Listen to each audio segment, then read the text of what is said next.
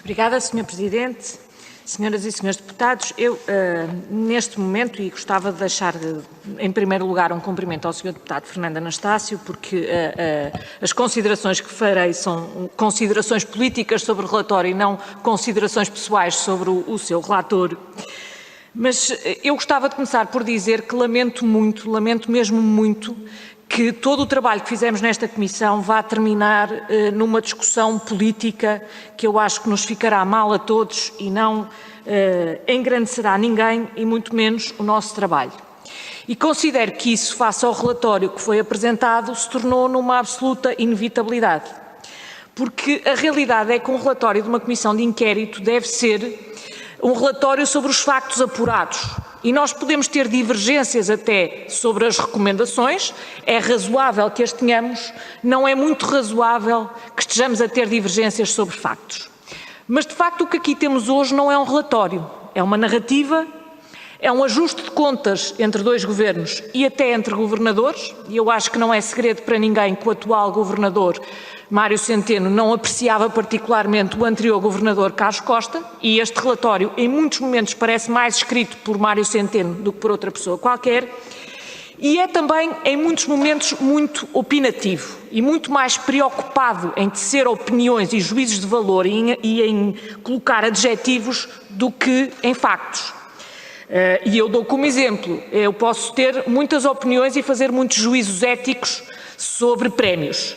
Mas o que importa aqui é nós concentrarmos sobre os factos que apuramos sobre a gestão do novo banco. E aí temos que perceber se apuramos factos que nos levam a considerar que há incentivos contratuais para que a gestão seja de determinada forma ou se apuramos factos em sentido contrário. O juízo ético que cada um de nós faz disso, com toda a franqueza, acho que não tem lugar numa comissão de inquérito, nem num relatório de uma comissão de inquérito.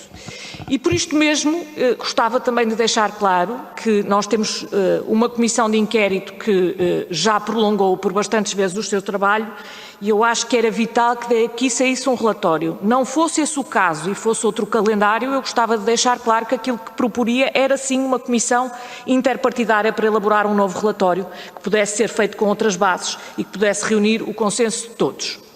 Infelizmente, isso não sendo possível, farei o possível para que, em conjunto com os outros partidos e com o Sr. Relator, seja possível encontrarmos um relatório corrigindo muitas das falhas deste. E isso levar-me-á a ter mais boa vontade, digamos assim, na apreciação das propostas de alteração e no próprio relatório do que teria noutras circunstâncias. As propostas que o CDS apresentou, e eu gostava de deixar claro que elas são meras correções e de modo nenhum apagam a divergência profunda e de fundo que nós temos em relação ao relatório, mas chamam a atenção para alguns factos tentando repor algum equilíbrio. Em primeiro lugar, em relação à primeira parte, e eu gostava de dizer que discordo em absoluto de tudo o que neste relatório vai além da apreciação do relatório Costa Pinto. É a única coisa que eu acho que se ganha nesta comissão face à anterior comissão do BES. As propostas que apresento são apenas, primeiro, porque me parece que seria importante que o relatório Costa Pinto fosse público e, em segundo lugar, porque é importante repor a verdade. Quem lê este relatório fica com a ideia que o Banco de Portugal, que só teve conhecimento de factos relevantes a partir do momento em que Carlos Costa foi eleito governador e que não fez aí o suficiente. É verdade que não fez o suficiente, mas é verdade que já tinha conhecimento de factos relevantes durante todo o mandato de Vítor Constâncio e que Vítor Constâncio não fez rigorosamente nada. Aquilo que acontece com a chegada de Carlos Costa é que passa, de facto, a acontecer alguma coisa. Também é verdade que ela coincide com a segunda parte da crise financeira, mas é um facto que temporalmente é aí. Depois, no porquê, pode haver aqui várias explicações. Em segundo lugar, em relação à venda, chamei apenas a atenção para alguns factos que constam do nosso espólio documental e que descrevem o papel do Governo durante a venda. Gostava de salientar que tive o cuidado de, no que descrevi, deixar claro que era a posição e aquilo que se inferia da correspondência do Banco de Portugal e não necessariamente a realidade. ou seja, entre a posição do Banco de Portugal e a posição do Governo, ambos com toda a franqueza muito preocupados em não ficar com a responsabilidade se alguma coisa correr mal, alguns no meio, na minha opinião, deve estar a verdade. Mas a nós cumpre-nos apurar factos e, portanto, acho que é importante que seja descrita quer a posição do Governo, que empurra as responsabilidades do Banco de Portugal, quer a posição do Banco de Portugal, que empurra as responsabilidades para o Governo. Em quarto lugar, em relação à cláusula de backstop, eu acho que é relevante, que é a cláusula que impõe que, caso tudo corra mal no novo banco, ainda seja preciso lá pôr mais 1.400 ou 1.600 milhões de euros. Eu acho que é importante que se perceba que ela resultou de um processo negocial, que implica, como é óbvio, uma aceitação de ambas as partes, no caso a Comissão ou a DG Comp e o Governo, e também que ela de facto não foi comunicada pelo Governo em Portugal. É uma realidade que não foi. Não faço nenhuma consideração de valor sobre as razões que terão motivado. O facto é que não foi.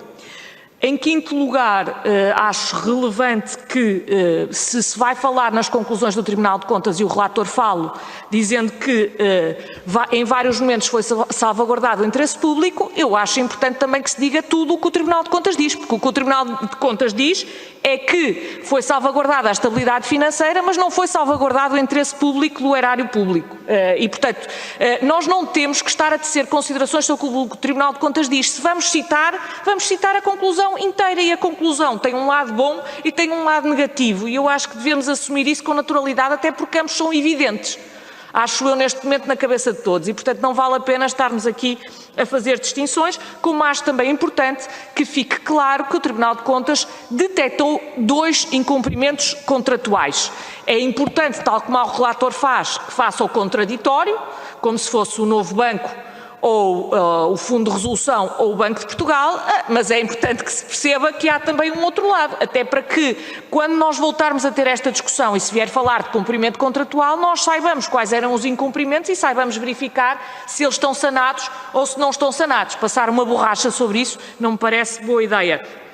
Por último, quanto aos condicionalismos da União Europeia, eu gostava de lembrar o seguinte: é evidente que há condicionalismos da União Europeia e é evidente que não há soluções perfeitas, mas eu gostava também de deixar claro que, do meu ponto de vista, fazer uma análise de uma decisão, imaginando que o que estava do outro lado da balança era a perfeição, e imaginando também que Portugal, quando não tinha esses condicionalismos, não se deixou enredar numa teia de favores e de capitalismo de favor, que aliás deu origem a todas estas desgraças bancárias, com franqueza, é estar a olhar apenas para um lado da história. E, portanto, eu acho que isto pertence ao domínio da opinião e não ao domínio dos factos, e votarei em consequência. Muito obrigada.